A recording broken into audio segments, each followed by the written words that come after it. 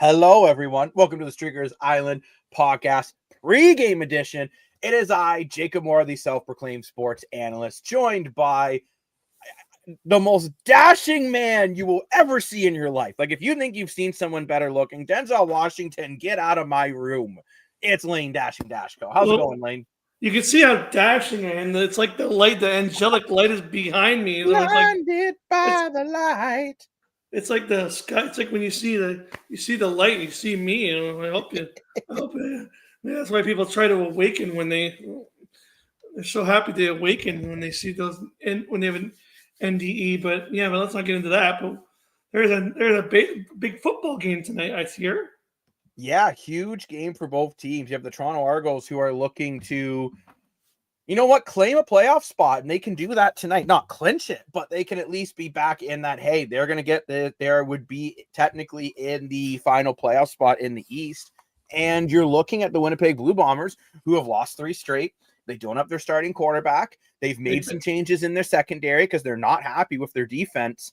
And honestly, I would almost argue right now this is a bigger game for Winnipeg than it is for Toronto. Like, it's huge for both teams. 100%. Winnipeg can't lose 4 straight. 100%. Like we've been talking about it on the podcast, right? Just the Winnipeg Blue Bombers, they just haven't been playing football. Like, we talk about obviously teams go through hot and cold stretches, and Blue Jays look like they're going through one run right now. But there's going to be ups and downs, right? And I get that. Like, that's a part of any sport, right? You're going to be stretches where you're really good, and there's going to be stretches where you're not so good. We look at the Hamilton Tiger Cats.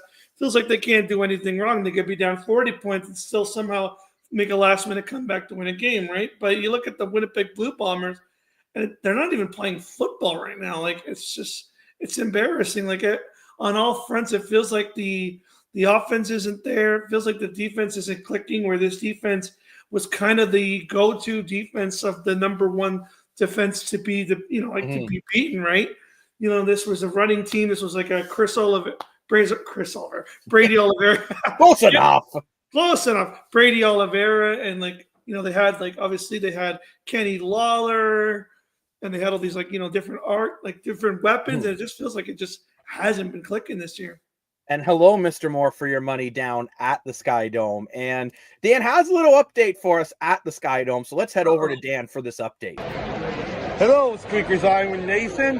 Hope you enjoyed the post-game show tonight with Jacob and Lane Dashing Dashko on the Argos and Winnipeg Blue Bombers. I'm here at the Blue Jay game, a great game right after trade deadline. Fortunately, we're down 5-1 right now, but let's hope to get going soon. Woo! Can I mention, thank you very much, Dan, for the update on the Jays, who are looking like D.O. double dog poop. But why can't the Jays and the Argos be good at the same time? Look, the Argos are now on a 2-game. Now, you know what? They played coming off their best game of the season, have won 2 of their last 3, and now the Blue Jays are terrible. Again, why can't both these teams be good at once? Lane, help my heart. Well, I said this on our pre-recorded. I had a feeling this was coming. Not like I don't think the season is over, and I know it's kind of recency bias. We're probably going to be sitting here crying on our next show, being like, "Oh, the Blue Jays suck again." but at the same time, it's like, yeah. But you look at how good July was. That's just not sustainable, right? Like at some point, you're going to go through a 5-game losing streak. It's just going to happen, right? So if it happens now, as long as the thing is, at least they've put themselves in a spot where they can afford a 5-game losing streak and probably still be okay, right? It was not like this team's under 500 and a 5-game losing streak will kill their season. They're still in a position, if they don't win the division, they still could make the playoffs. They could still do something productive. So it looks glim right now. They're just getting some guys from the trade deadline. I don't know where I sit. I'm kind of in the middle somewhere with what they've done. I think they should have been a little more competitive, got some bigger names, but we'll see. Sometimes you don't want to mess with mojo.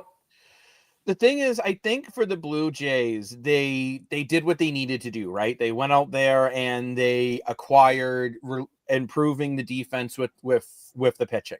I think that was the goal, and I think they went and did it. Where you're looking in a game like, now, sure, they're having a bad night, but Lane, as you pointed out, that crazy winning streak does give them the ability, and for all we know, the Blue Jays still could come back. It's only 4 minutes. So maybe they find a way to, get back in this one. But right now I'm just looking. The key for the Jays is they can't just let these losing streaks pile up too much. They had just lost 5 straight. Then they managed to win one in Baltimore.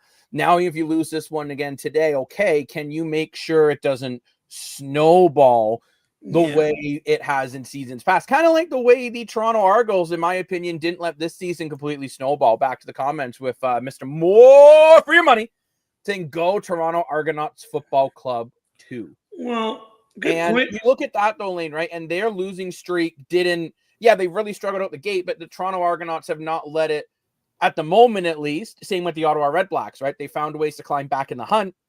Winnipeg here, you've lost 3 in a row. You've now made major differences. You're benching Bridges. You're bringing Jamal Parker will move to the field side. Cramdy takes over safety. And Griffin moves over to side strong linebacker. So this is telling me Winnipeg is not liking the way their defense is playing. Yeah, well, I did have a question for you about that too, because I did actually was singing on the way home, and I want to ask you as an Argos fan, are you a little worried because, you did win a big game. I agree with that. You did win a big game, but you're not beating. Oh, where have I gone? Did I crash? Am I still here? Okay, good. Sorry. You're still here. I'm still here. My whole computer just was like, hello. Oh, no. I was like, oh, no. But as an Argos fan, your team, again, we'll talk about the Winnipeg Blue Bombers, right?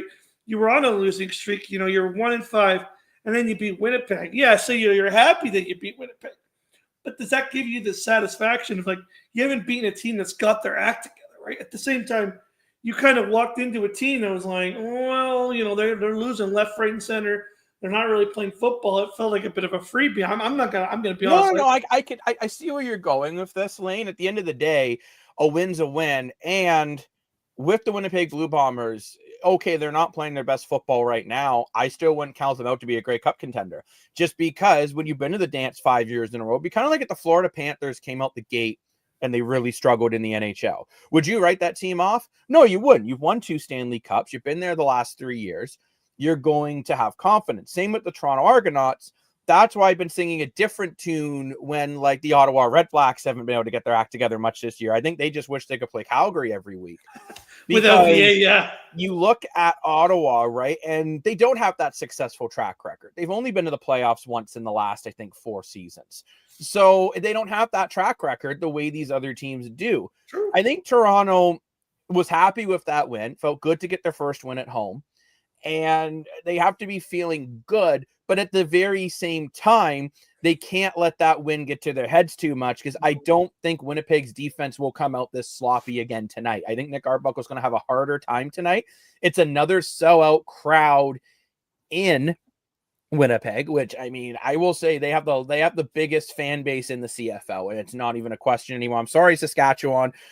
You have a fantastic Rider Nation's phenomenal. I'm not saying it's a bad fan base, or same to the Hamilton Tiger Cats. They have a huge fan base, but no one's doing what the Winnipeg fan base is doing, where it doesn't matter what day of the week, doesn't matter the weather. It's their air quality is rated at an 8 right now, which is borderline can even play, which as of right now, the game has not been postponed. But you're looking at this Winnipeg fan base. They just love their team. And that's got to help because it's a loud stadium, right? And football, making a lot of noise can really affect the offense. So it'll be interesting to see how Nick Arbuckle adjusts. He did a great job last year in the Eastern Finals in Montreal, one of the loudest stadiums in the league with those bloody air horns that they let them use last year. But Lane, I don't know if you agree with me. I think you're going to see a better defensive effort from Winnipeg today. I don't know. It depends on. I don't agree. I don't necessarily agree with that. I just think I don't know if Chris Trivler. I'll be honest. I just don't know if Chris Trivler can put a full game together. We haven't really seen it. I don't. Zach Collaros hasn't been able to do it, and I don't believe that Chris Trivler's gear is going to be able to put a complete game together against a defense that is really good here. I think it's going to be one of these games where you're going to see a lot of 2-and-outs, and it's going to give Nick Arbuckle just so many possessions on the field, whether they succeed or not down the field. I think it's going to be a dominant Argo game where they're going to be a lot of 2-and-outs, a lot of on the field, a lot of putting up points. I could see it being a blowout, just like the other game last night between Calgary and Ottawa. I really could. I don't believe. I'm sorry. I know. I understand you've been to the Grey Cup 5 times, but there's become the time where your time runs out here, and I'm starting to think that the Winnipeg team, the Nick Demskys, the Brady Oliveras, the Zach Collaros, I think this team is I think it's kind of fallen on its sword a little bit. I don't know. I don't think they're going to come back. I don't see it. So you don't think the game will be this close? Not Like, this. Maybe a little further, but well, no, I really don't. Or maybe even more like this. Oh, I'm so small now. But I mean, I wouldn't be surprised, Jake. I'm telling you, I wouldn't be surprised. Like, I don't know, because Winnipeg, they are a team though that I have a hard time betting against teams with that championship pedigree, right? But mind you, both of these teams have championship pedigree. The Argos have won 4 Grey Cups in 7 years with multiple different quarterbacks. The Leafs do that. Oh, good Lord. Well, I mean, you are looking at a 9-team league versus a 32, but still, the Leafs, it's been a disaster. A little bit on the Jays game, Mr. More for your money. They are down 5-1, but Vladdy does have a home run. Gosman with 5 strikeouts. However, 5 earned runs as well. Mr. Joey Loperfido, I apologize if I'm butchering your name like I work at a deli. Close enough. Also has had a couple nice grabs in the outfield, according to Mr. Moore. So it sounds like, you know what, the Jays, I'm going to say it right now. Yeah, they're down 5-1. It's only top of the 5th. I think this team's got plenty of time to still try to make a comeback. And honestly, I kind of like to see this as another test. You know what? They're down. Can they rally the boys and find a way to get back going? And when you mentioned, Lane, about Winnipeg, actually, Strebler did put together one really good game, his first start of the year.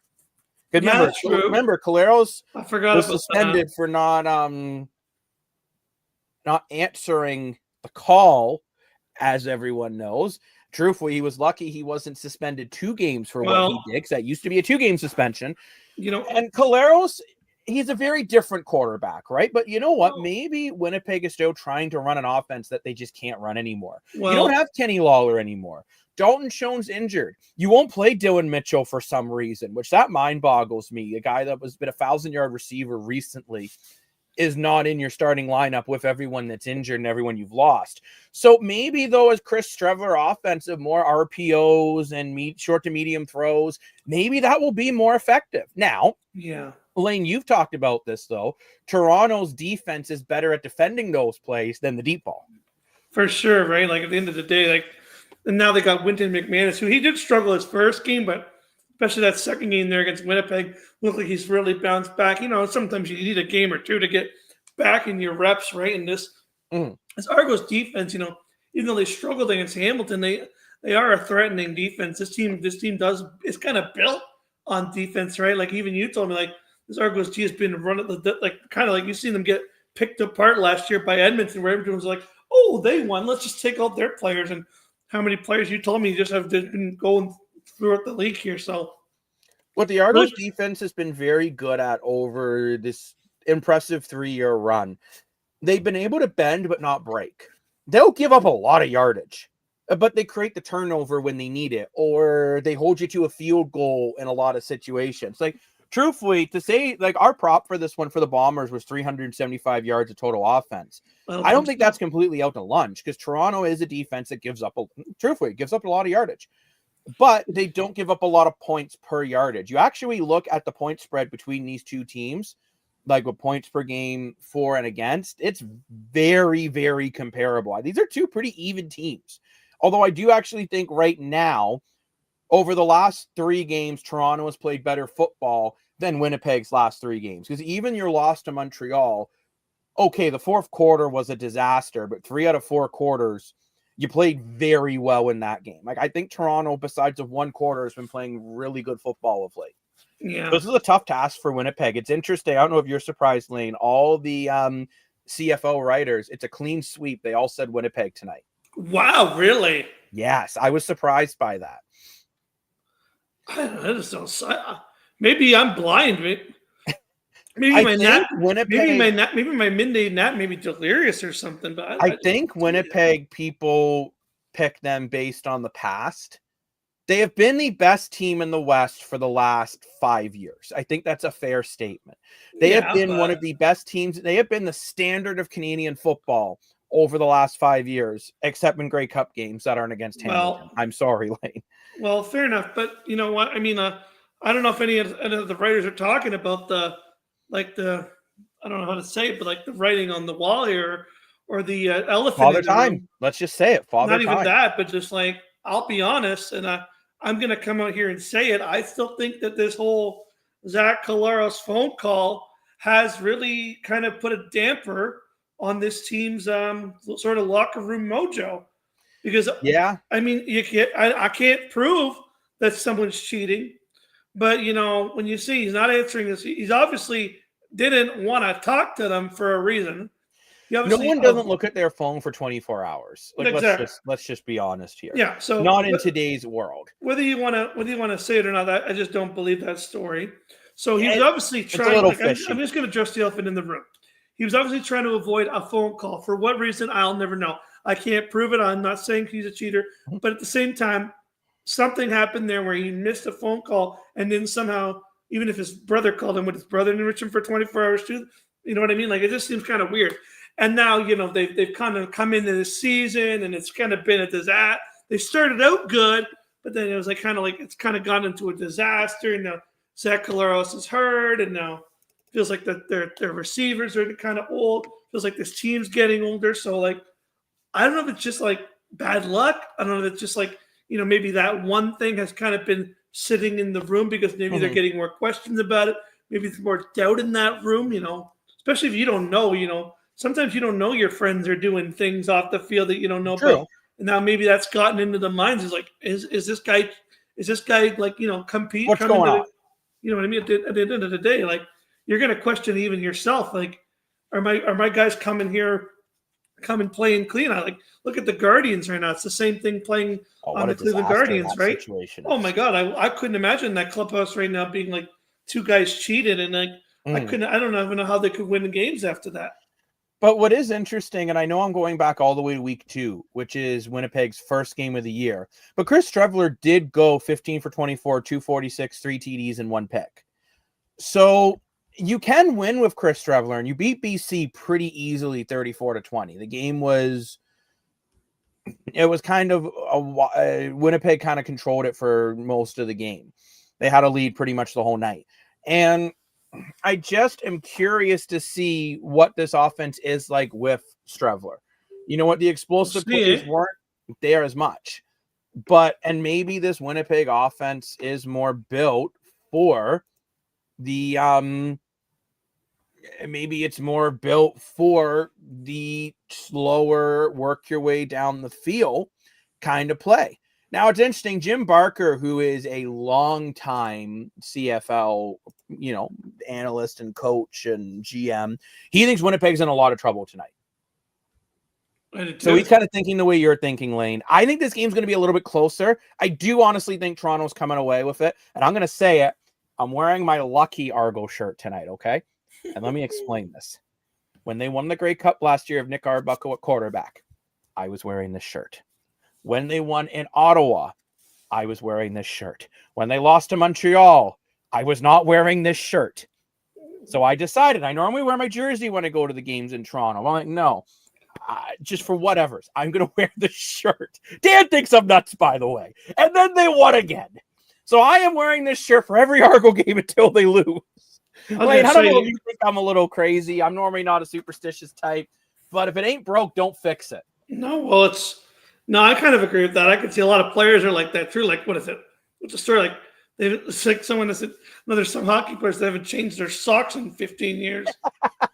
Exactly. To the ballpark quickly. Morpher is mentioning that Varsho is back in the lineup tonight. So that's a big addition. That's good to see. And Blue Jay fans, don't expect a big game from Varsho tonight. Like, his first game back in a while in the MLB. He's having a rough year. There's going to be some rust to knock off, but if you could get him up to speed for playoffs, that's a good sign. So thank you, Mr. Moore, for the update. Still, now it's the 6th inning now, and they're still down 5-1. Yeah, they are still down 5-1. But Who knows? You know what? The Jays have been able to make some comebacks this year. I have no idea why Dan's comment came back on the screen, but thank you more for again. But appreciate the comments, all right? But so, Lane, if we're gonna, I remember when we did the yes or less segment of our show, we said 53 points total. If you think it's going to be a Toronto blowout, do you think maybe that total might be a little less then? Or do you think Toronto's going to put up like 35, 40? Tough to say. Well, that's why I asked the tough questions and wear the lucky shirt. Good thing it's not an interrogation, but I do think it could be less. Now that I'm thinking about it, and I could see. I projected less from the beginning because I think this will be more of a defensive battle. I really don't think Winnipeg's defense will play this bad 2 weeks in a row. Never mind 2 weeks in a row, actually. And now this is where it does bring up Lane's point on all this. So, are the Blue Bombers just cooked? Are they not as good as what they used to be? And we look at their recent games, and I'm not trying to have any Argo biasy here. But they lost 31-17 to Toronto last week. They lost 41-20 to Winnipeg. Oh my God, that was horrible. To Calgary, sorry. They lost the week prior. They lost to themselves. Then the week prior, they lost to Calgary 37-16. And even the week before that, they won, but they did let Edmonton put up 23 points. A team that with Trey Ford a week later only threw 50 yards. Right? Bees, the only team they've really been able to defensively dominate has been the BC Lions, where they beat them 34-20 in the first matchup and then 27-14 in the second. Every other game, Winnipeg is allowing bare minimum 23 points. Yeah, it's bad. Right? And especially the last one, Calgary 37, Calgary 41, Toronto 31. And you got to think, too, you're doing this, you're letting that against Toronto with their main feature running back out for half the game. And whether, Arbuckle did a very good job, but Nick Arbuckle was not Chad Kelly. And they still managed to let Nick Arbuckle put up over 300 yards and a couple of TDs. Engineering Grant throw a deep bomb to 41 yards. I'll be curious to see if Toronto, I still think Toronto's going to try to create more chaos this game again. Ryan Dimwitty said after the last game that there were still plays in the playbook that they did not run. So I think Toronto is realizing now to win these games, there needs to be a little bit of chaos. Well, you know what I want to know, and you would you would have more insight than me. Do you think that maybe, let's be honest, the Argos were trying to bring back, obviously they were trying to bring back Chad Kelly, right? There's no way fans or buts about it, right? They were hoping, put him in the practice, get him in some reps, see what he looks like, see if we can fix it, see if he can get back, right? So I think that they've been doing. You said that they were kind of trying to get him up to game speed, right? Yeah. But now that I think that now you've kind of closed that door. At least for 6 weeks, or at least most of the season at this point. That Chad Kelly's gone. Do you think that might help the Argos now? Because now they can actually focus on a Nick Arbuckle team. Yes, and I want to say this right off the hop. Chad Kelly is, when he's healthy, is one of the best quarterbacks in the Canadian Football League, and I am not denying that. Before More4 jumps in the comments, he starts freaking out that I'm saying something about Chad Kelly. But Nick Arbuckle is still very good, and you've been having Chad Kelly potentially taking reps away from Nick Arbuckle. And look, Lane's so upset about it, he turned off his camera. You're looking at this, though, and now Nick Arbuckle is getting all the reps. With Chad Kelly on the 6-game injured list, he cannot practice now. So Nick Arbuckle is getting the reps. And I do actually think that is going to help him. You look at that, a week where Chad Kelly only took reps on the Sunday. Arbuckle got the rest of the week. Arbuckle goes 316 and 2 TDs and also 3 rushes for 33 yards. He used his legs. The offense, I think, actually had their best game of the season. So maybe you're right, Lane. Maybe with Nick Arbuckle, he now knows for the next 6 weeks he is 100% the starter unless some craziness happens. That's what I was saying. Before, Chad Kelly was week to week. So every week, hey, who's starting? Is it Kelly or Arbuckle? And that's got to be in the back of your head when you think no matter how good I play, I might lose my job. Not even that, but you wonder if the focus was every day. If you're thinking, if you're on team reps, you're going into practice every week, and it's mostly the coach just looking, going, Chad Kelly, are you ready yet? No. Okay, we'll dress. Well, Chad Kelly, you ready? No. Okay, well, we'll fix it.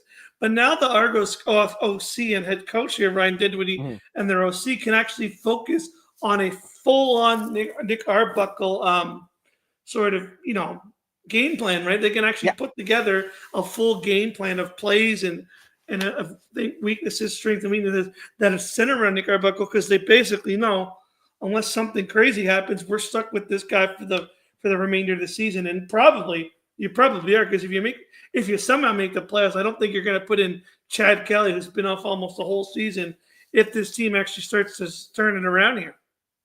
Yeah, I honestly think if you see the very earliest, well, actually, you know what? Let's actually pull up a calendar here. The very earliest you will see Kelly back, if he takes the entire 6 weeks, which I believe he will be in and around Labor Day. So I'll be honest, I don't see Kelly playing the Labor Day weekend game. I think that would be a really tough ask for his first game back. So it's probably the week after, realistically. But yeah, which would still be more, I'm pretty sure would still be against Hamilton. But Lane, I think there is a strong possibility that Kelly is just not going to play this year. I just don't know why he would, especially if the Argos do, we've talked about, play the hot hand, right? And if Nick Arbuckle, and let's say Arbuckle's on a roll, right? You're going to keep playing them. And if by Labor Day you're cooked, you're done, you're going to give Kelly the year to just rehab. And then you know what, too? Then you're going to see what Tucker Horn and Jared Dagey can do in the offense, right? You're going to see then what these guys have right now, because I've seen a lot of people say, why aren't the Argos giving these other quarterbacks a chance? Because Nick Arbuckle is your best chance to win. And there is no doubt in my mind. Nick Arbuckle was on pace for just under 5,000 yards this year, right? He's got more touchdowns than interceptions. He's completing around 70% of his passes. Yeah, the interceptions have been a problem, and I'm not denying that. But we compare him to PJ Walker last night, right? PJ Walker did put up to over, I think, 275 yards or 277 around there. But he threw 3 interceptions, and 2 of them were really bad. Nick Arbuckle, at least he has CFL experience, and he can get the job done. You even look, I just kind of want to go over these games a little bit from Toronto, and then we're going to quickly give our picks again, and then we're going to head out for the game. But Toronto's first game of the year, okay, they lost 28-10 to Montreal. Sure, you can call that one a blowout. Then you lose 29-19 to Calgary. Calgary is pretty much blowing the doors off every team you lost by 10. Okay? That's not bad. A loss is a loss, but just still. Then you lose to the Rough Riders 39-32 because you forget how to count. A very frustrating game, but nevertheless, Nick Arbuckle put up 32 points of offense. Well, not quite, because there was a kick return for a touchdown, but still, the offense did their job. Then you beat Ottawa 29-16 the next week. Then you lose to Hamilton, which that was 51-38. Okay, but you still put up 38 points of offense. Right. I even think I said this after that game. With Chad Kelly in, you probably still lose. Then Montreal, you lose 26-25, and I said it right off the top. Nick Arbuckle caused that with the turnovers. And I still feel that. But at the end of the day, you go back and look at Arbuckle's numbers from that game. He did go 28 for 40, 242, 2 TDs, 1 interception, 1 fumble. Those numbers aren't god-awful, right? No, they're not terrible. So all I mean is, and again, you lost by 1. Then you beat Winnipeg 31-17. So all I'm saying is with they're saying change the quarterback. Nick Arbuckle gives you the best chance to win right now 100%. For the Toronto Argos. Well, let's say hypothetically the Argos lose tonight. They lose to Ottawa. They lose to Edmonton. You're probably realistically out of the playoffs at this point. Then give Tucker Horn and Jared Dagey, give them each a game at least and see what they can do. But as of right now, Nick Arbuckle is your best chance to win football games. I think, Lane, you would agree with what I'm saying? 100%, yeah. You look very comfy, by the way. That couch looks super comfy. It is. I love the plants. But before we go, Lane, are you still sticking with Toronto tonight? I know you locked in your Streakers picks, but are you still sticking with Toronto tonight? 100%, yeah. So am I. It is a Toronto agreement in the Streakers On podcast. But thank you very much for watching. We will be back for a post-game show, so make sure you stay locked and loaded. I'm just quickly double-checking to make sure there's nothing about tonight's game being postponed due to air quality, but I have not seen anything. No, they're And on the I am field still now. not seeing anything. So this game is good to go. So we're going to go watch this exciting game and see if we're both right. I think Lane wants to be wrong because you're a Ticats fan. You never want to see the Argos. I'll be surprised if they let me in the building next week for really coming to help you here because I have a handbook that says never help an Argo fan ever, even if it's an old lady across the street. You're supposed to leave her there. And I'm voted for the Argos. So if I go to that event next week, they might put me in handcuffs and throw me in the Hamilton jail. Simone Lawrence is the sheriff there, I bet. I'm done. But we'll be back for a post-game show. Thank you very much, Lane. Lane Dashing Dashko, the most dashing man of all. Move over Denzel. And, of course, the self-proclaimed sports analyst. We'll see you guys later tonight. Bye-bye. Ciao. Ciao, fancy.